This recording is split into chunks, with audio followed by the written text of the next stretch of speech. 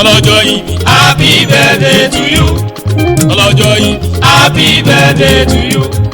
ọlọ́jọ́ ìbí happy birthday to you.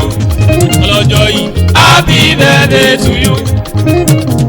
ọlọ́jọ́ ìbí àkíyè pé o kú oríire ẹ̀mí ẹ̀ tó lè kàn ó bàbá ẹ̀ dúpẹ́ ẹ̀mí ẹ̀ àṣẹ púpọ̀ o ẹ̀mí ẹ̀ àṣẹ púpọ̀ o. pẹ́pẹ́pẹ́ lọmọ owó ṣe ń lé ara. jẹ́jẹ́ lọ́kọ́ gbó jẹ́jẹ́ làdágbó.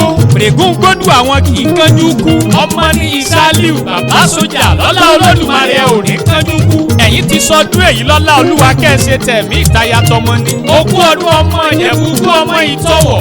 okú ọdún ọmọ Òkè Sòpin. olówó orí Olúṣọlá lọ́lá Olódùmarè wá kéré oko bọ̀ wálé. bàbá Emmanuel bàbá Titus. bàbá tó fún mi bàbá Tolúwa ní mí. ọ̀mọ̀wé aláṣẹ àtolùdarí ní Favour College tó ń bẹ lérúwà. okú ọdún ẹni jẹ́jẹ́ èèyàn jẹ́jẹ́ ní lọ kì í bínú ọmọ ẹnì kọ̀ọ̀kan. ẹni tó bá súnmọ́ mọ́ ní ìyámọ̀ pé èèyàn ata ni mò ń wí. ènìyàn ò ní fẹ́ kúndélé ẹ̀kọ́ nítọ̀hún ó tún fẹ́ kó ọ̀hún padà lé. lọ́lá Olúwa iṣẹ́ tó lódùmarè gbélé yín lọ́wọ́ ò wá ní kán létí. lọ́lá Ọlọ́run ẹ̀yin ti sọdún èyí kọ́lọ́run jí ẹ ṣe èyí tó pọ̀. okú ọdún afúnimásìrègùn afúnimasọfẹ́ nìkan. bó ṣe ń sori lọ́lá rẹ̀ ń pọ̀ sí lọ́lá Olúwa ẹ ò ní wálẹ̀. okú ọdún ọmọ Ìjẹ̀bú kú ọmọ Orímọlúsì. okú ọdún ọmọ ọlọ́jà gbó. ẹgbẹ́yìn lọmọ orí ló máa lásìkì. ọmọ ọmọ bí orí mẹ́sẹ̀ rè. okú ọdún ọmọ onígbò Adésúre. ó Sálíù okú ọdún ọmọ òrìṣàjẹ́ ńlá bí onígbò yìí. bàbá sójà ṣé bí wọ́n lọ máa gbúrò kú pàlẹ́kùndé. ọmọ òrìṣàjẹ́ ńlá bí onígbò yìí. okú ọdún ọmọ ojúromi tó fàkọ́ bíi tiẹ̀ tún lù ṣe. okú ọdún ọmọ adẹrú bíi ẹni dẹran. okú ọdún ọmọ olóríkì tó yìnbó gbọdọ̀ gbò. àlọ́ okú ọdún ìbẹ́yìn náà lọmọ onígbó mẹ́fà.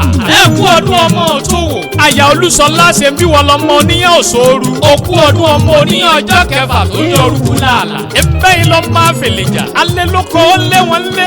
okú ọdún ọmọ abẹ́rẹ́ òwakọ̀. ọmọ abẹ́rẹ́ wọnú akọ̀ ó minú akọ̀ lójúlójú. bàbá Emmanuel okú ọdún ọmọ Gbósanmí dúlé lọ. ilé ọmọ apẹ̀tù tí ọmọ alálà ń mojọ. okú ọdún ọmọ pẹ̀tù nílé ọmọ pẹ̀tù lóko.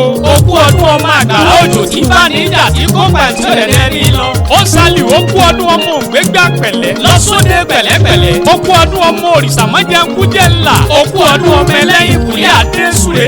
Èdùmàrè jẹ́ ń tó nílé yìí. ilé ọmọ kégbọ̀ nígbà ọmọ kégbà má ṣe. ẹ̀kú ọdún ọmọ àṣàlẹ̀ jẹ̀jẹ̀ bí ẹni tí òró mi rí. àyà ń bẹ ń lé rẹ́bẹ́rẹ́bẹ́. ọmọ ní ìyókù ọdún ọmọ ní tó lóyìnbó ò ní lé. okú ọdún ẹni ọlá yẹ lọ́jọ́ gbogbo. ọya tẹ́wọ́ jẹ́ ń súre fún ẹ. omi tán láàrin ọlọ́ọ̀lù ọwọ́ ò ní wọ́n ẹ. ọ̀dà atọ́ kì í da àwọn ọlá ò ní wọ́n ẹ. a ò ní gun orí ká tó kálá a ò ní gun orí ká tó kákàn. ìwà tá ò súnwọ̀n gbogbo ayé ló sì ń fẹ́ tata kọ́mọ aráyé fẹ́ yín sówó fẹ́ yín sọ́mọ. lórúkọ Jésù ẹ̀yin ò wá ní tètè kú kẹ́yìn kó lè mọ ròyìn iṣẹ́ eré ọwọ́ Ọlọ́run. ọdọọdún làárọ̀ gbó ọdọọdún làárọ̀ wùsà ọdọọdún làárọ̀ bì lórí àtẹ. kárí níre lọ́lá Olúwa. ọmọ aláṣẹ ló ń fèyí kì í délédélé. lórúkọ ìyàwó àtọmọ àlàbá yín tí ò ní méjì ó ní ẹ bára wa ṣe ẹjẹ́ àjọ sàmí ẹ̀.